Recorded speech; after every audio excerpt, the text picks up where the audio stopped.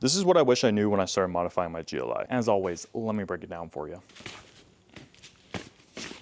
Now, I've been building my Mark 7.5 GLI for about 3 years now, and I have learned a lot along the way. The car is literally full bolt-on and hybrid turbo and makes about 450 wheel horsepower. But I've been through a lot of different parts configurations and have learned a lot, and I want to give you guys some practical advice that you can take away. So the very first thing I want to talk about is making a goal for your build. When I first started modifying this car, I did not have like a big picture idea of what I wanted the car to be. It was just kind of like, oh, I want to lower it, I want to throw a tune on it, I want to make some power, but I don't really have any idea of how far I want to go with it. And that led to multiple mistakes, such as, for example, buying different types of intakes because when I went hybrid turbo, I needed a better intake, switching from springs to lowering springs because I ended up wanting to have the car handle a lot better. And I ended up deciding I don't want DCC down the line, doing 4-piston brakes because I wanted a little bit better like pedal modularity when I was in the mountains and on the track, and just other small changes that I've made to the car over time. Some of those changes cost me money, some of them cost me time, and some of them cost me both. But had I had a vision for my car when I got started, I probably wouldn't have ran into that issue. And given that it was the first car I ever started modifying, it is kind of hard to know exactly what I want to do with it. So it's just kind of been a learning process and figuring things out as I go. The most recent thing that I have learned with custom tuning and getting into the high power setups is that I really should have done port injection from the get-go. And instead I did a high pressure pump and a low pressure pump because I thought, I was like, oh, I'm never going to run ethanol. Here I am wanting to run ethanol now. So things I'm still learning, but I think if I had listened to myself and my own advice in this video, I probably wouldn't have made that mistake. But if you guys want to check out my YouTube channel, I do have a lot of documentation about me building this car and just kind of making videos around it and racing and all that stuff. So go check it out, fellas.